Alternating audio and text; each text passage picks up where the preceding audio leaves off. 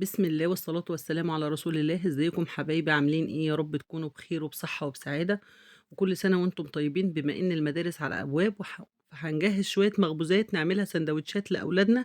هنعمل النهاردة العيش الفينو بطريقة سهلة واقتصادية، من غير حليب ولا زبدة، وأحلى وأوفر من بتاع الأفران بكتير. هتعملي أحلى وأطعم عيش فينو. معايا طبق عميق يا جماعة، هنزل فيه بكوبايتين مية. هنزل بكوبايتين مية، وهانزل كمان بباكة خميرة فورية أو معلقة خميرة فورية يا جماعة،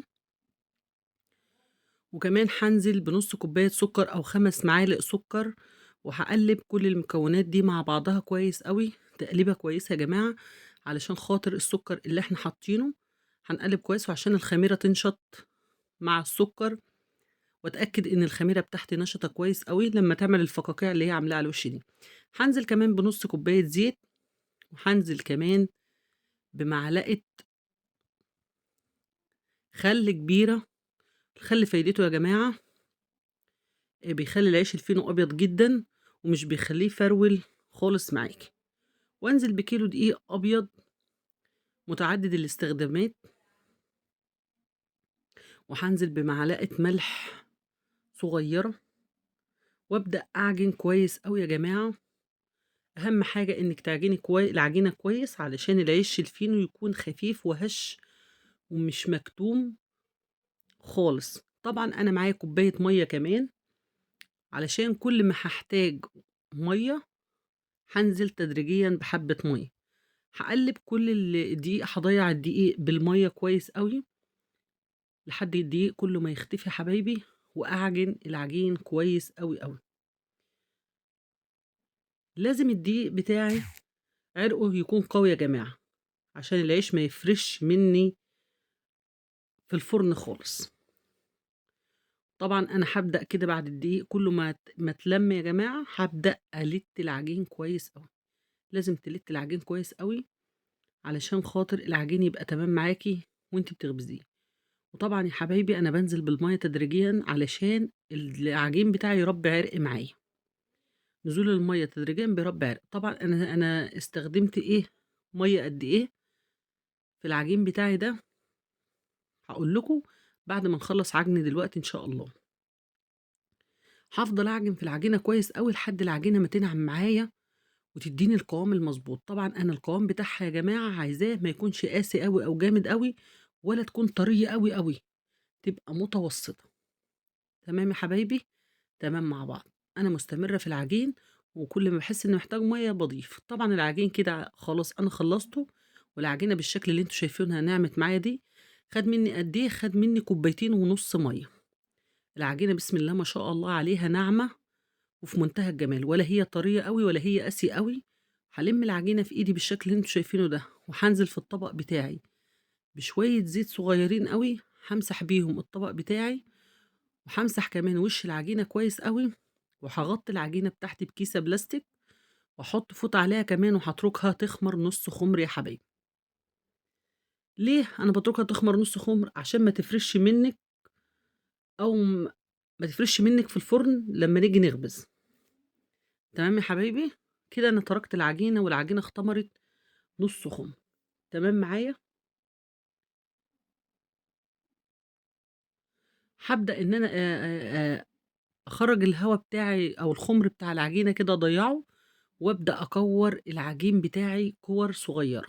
عايزة تعملي الكورة بتاعتِك 70 جرام تمام، عايزة تعمليها 65 تمام، حسب الرغيف اللي أنتِ عايزاه. عايزة الرغيف بتاعِك كبير بتكبّري العجينة، عايزة الرغيف بتاعِك صغيّر بتصغّري العجينة، عايزة الرغيف متوسط حسب ما أنتِ عايزة. ممكن عايزة الرغيف بتاعِك لو تخين شوية تعمليه 70 جرام، عايزة رغيف الفينو بتاعِك صغيّر شوية 55 جرام، متوسط ممكن 60 جرام. لو أنتِ بتوزني على ميزان، ما بتوزنيش على ميزان، خلاص قطّعي الكِوَر بتاعتِك كلّها تحاولي تخلّيها كلّها متساوية زي ما أنا باعمل كده. طبعًا الصينية اللي قدّامكم دي يا جماعة أنا دهناها دهنة زيت خفيفة، علشان العجين بتاعي ما يلزقش فيها. دهنة زيت خفيفة بالفرشة بتاعتِك، وابدئي كوّري العيش بتاعِك بالشكل اللي أنتِ شايفاه ده.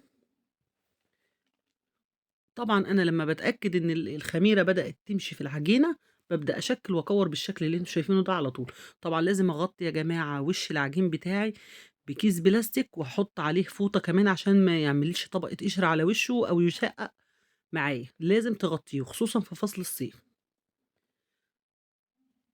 طبعًا أنا كده هابدأ في الفرد على طول وهابتدي بأول واحدة أنا كوّرتها، بعد ما أمسح الرخامة بتاعتي بمسحة زيت خفيفة خالص يا جماعة، علشان ما بامسحش بزيت كتير، علشان أعرف أقفّل صباع الفينو بتاعي كويس أوي، لو أنتِ دهنتِ زيت كتير مش هتعرفي تقفّليه.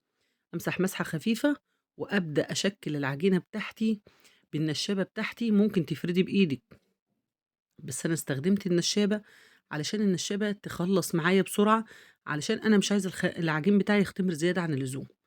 طبعًا أنا شكِّلتها على شكل مستطيل أو اعمليها على شكل مربع ولفّيها رول زي ما أنا لفّيتها كده، وباقفّل الجناب بتاعة العجينة كويس. تمام؟ تمام يا حبايبي.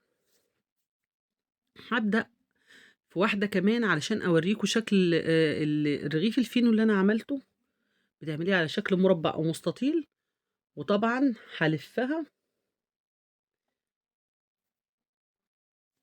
ألفّها رول بقى قدّامكم أهوّة، هابدأ ألفّها أهو يا حبايبي، واضغطي ضغطة خفيفة وأنتِ بتلفّي مش أوي، علشان ما يبقاش في فراغات بعد ما يستوي. أهو بالِفّه كويس أهوّة، وأقفّل يا حبايبي من الجناب بتاعته كويس أوي. بُصّوا، شايفين أنا باقفّله كويس إزاي، خصوصًا الجناب عشان لمّا يستوي ما يتفتّحش معاكِ في الفرن، لإن لو أنتِ ما قفّلتيش كويس هيتفتّح معاكِ. طبعًا العجينة بُصّوا أنا باورّيكم شكله أهوّة بعد ما خلّصته. هاجيب واحد كمان وأبدأ أفرد فيه، طبعًا الرخامة ما زالت عليها مسحة زيت خفيفة. هابدأ أفرده أهو بالنشابة، هاعمليه أنا عاملاهم على شكل مستطيل يا حبايبي.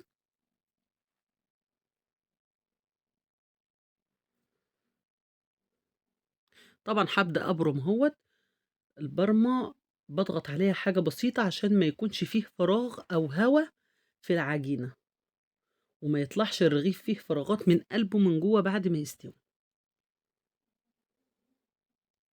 باقفّل العجينة كويس، وبابدأ إن أنا أشيلها أحطها في الصينية بتاعتي، أهو باورّيكم شكل الرغيف أو صباع الفينو اللي أنا عملته. طبعًا الصينية اللي أنا باحط فيها العجين بتاعي بعد ما باشكّله يا حبايبي، بامسحها مسحة زيت لو أنتِ حابة، وممكن ما تمسحيهاش برضه، بس اللي بيخاف إن المخبوزات بتاعته تلزق منه، فيمسح مسحة خفيفة من الزيت. تمام. ممكن على فكرة أشكّل العجينة دي بإيدي على شكل دايرة برضه، هتبقى زي الفل معايا. طيب أنا هاكلمكم وأنا بالِف معاكم العجينة كده شوية عن الفرن بتاعي يا جماعة، لإن أنا ما باسيبش العجينة تختمر فترة طويلة. أنتِ هتتأكدي على قفل العجينة من الأطراف والجنب عشان ما يفتحش منِّك أثناء التسوية. وهاكمّل أنا الكمية كلّها معاكم وأنا باتكلّم معاكم يا جماعة على التسوية في الفرن. طبعًا يا حبايبي أنا أول ما هاخلّص الكمية مش هاسيبها تخمر أوي عشان ما يفرّش منّي زيادة في الفرن، لإنه لسه هيرتفع في الفرن كمان. مش هاسيبه يخمر خُمر كامل عشان ما يفرش منّي، هو لسه هيزيد ويرتفع وهو في الفرن. تمام يا حبايبي؟ تمام. طَب أنا هاتكلّم معاكم في الفرن، لو واحدة هتسوّي في فرن البوتاجاز يا حبايبي، تمام، لو هتسوّي في فرن البوتاجاز يبقى هتولّعي فرن البوتاجاز على أعلى درجة عندِك 220 أو 250، وأحطّه على الشبكة في أول رف من تحت، عشان يكون قريّب لصاج الفرن أو أرضية الفرن من تحت، فيستوي بسرعة وما ينشفش منِّك. وأول ما ياخد لون من تحت ولّعي الشواية دقيقتين أو 3 دقايق لحد ما يحمَر من فوق وياخد اللون الجميل اللي هو الدهبي الأصفر ده. تمام يا حبايبي؟ ده لو أنتِ هتسوّي في فرن البوتاجاز. طبعًا أنا النهارده هاسوّي في الفرن الغاز، عشان كده كلّمتكم عن فرن البوتاجاز الأول، وبعدين هابدأ أكلّمكم عن فرن الغاز اللي أنا هاسوّي فيه. طبعًا أنا ما زلت باشكِّل في العجينة بتاعتي بالشكل اللي أنتم شايفينه ده. طبعًا يا جماعة اللي وصل معايا في الفيديو لحد هنا لسه ما اشتركليش في القناة وأول مرّة يشوف القناة بتاعتي ينزل يشترك لي ويفعّل زر الجرس عشان يوصل لكم مننا كل جديد، وما تنسوش تحطّوا لايك للفيديو عشان الفيديو يرتفع ويوصل لكل حبايبنا ويشوفوا الفيديو النهارده إن شاء الله. وتتابعوا الفيديو للآخر يا جماعة علشان خاطر الفيديو برضه بتاعنا لازم نتابعه للآخر عشان الفيديو أنا أستفاد وأنتم تستفادوا كمان من المعلومات اللي أنا باقولها. شايفين أنا باعمل إيه، بالِف على شكل رول بعد ما خلّيته مستطيل ممكن تخلّيه مربع، وطبعًا التقفيلة أهم حاجة من الجناب أهوّة بالشكل اللي أنتم شايفين إن أنا باقفّله بيه أهو، تمام يا حبايبي؟ ومن الأطراف كمان لازم تقفّليه كويس، وباشيل الصباع بالراحة كده وأحطّه في الصاج بتاعي أو الصينية، كده أنا خلّصت الكمية بتاعتي كلّها يا جماعة، وجِبت صفار بيضة وحبّة لبن وحطّيت عليهم كيس فانيليا، وهابدأ أمسح وش الإيه، أو أدهن وش الإيه، الرغيفة بتاعتي أو الصوابع الفينو بتاعتي كلّها يا حبايبي، علشان خاطر هادهنهم كويس عشان ده يدّيني لون حلو، وهادهن بالراحة من غير ما تضغطي عليه عشان ما يهبطش وتضيّعي خُمره، وبادهن وشه عشان ياخد اللون حلو من فوق ويثبِّت كمان حبّة سمسم هنحطّهم على وشه، إحنا هنرُش دلوقتي حبّة سمسم وهاوزّعه عليه شوية من السمسم إيه، ولازم أدهن بالراحة علشان ما أضيّعش الخُمر بتاعه، تمام يا حبايبي؟ بعد طبعًا ما دهنت وش الصوابع كلّها كده بالشكل اللي أنتم شايفينه ده، هابدأ أرُش رشة سمسم على وشها، طبعًا ده لو أنتِ بتفضّلي تحطّي سمسم، مش عايزة تحطّي سمسم وتخلّيه كده عادي خالص، مش مشكلة خالص، أنا كان معايا صينية فيها كام صباع برضه تانيين ما عملتهمش بسمسم، حاجة بسيطة فاضلين من العجينة غير الصاجين دول. تمام، فأنا إيه، ما شاء الله يا جماعة الكيلو بيرمي جدًا، جدًا، وبيرمي كمية حلوة بسم الله ما شاء الله، ممكن يرمي لِك 50 رغيف وممكن يرمي لِك 40 رغيف حسب قطعية الرغيف اللي أنتِ مكوّراها أو قاطعاها، ماشي، ماشي يا حبيبي تمام، تمام. أنا بدأت أرُش شوية سمسم على وش الصوابع أهوّة، طبعًا هو ارتفع كده أو هو بدأ يخمر نُص خُمر، هابدأ أدخّل الفرن عشان ما يفرّطش منّي زيادة عن اللزوم، سخّنت أنا الفرن الغاز بتاعي بقى بما إنّي كلمتكم عن فرن البوتاجاز، بدأت أسخّن الفرن الغاز بتاعي وبعدين وطّيته بعد ما علّيته على أعلى درجة، ودخّلته هو خَد معايا حوالي 12 دقيقة في الفرن، تمام، بُصّوا لونه، بُصّوا شكله يا جماعة ما شاء الله، ما شاء الله التسوية مضبوطة، وريحته في منتهى الجمال يا جماعة والله.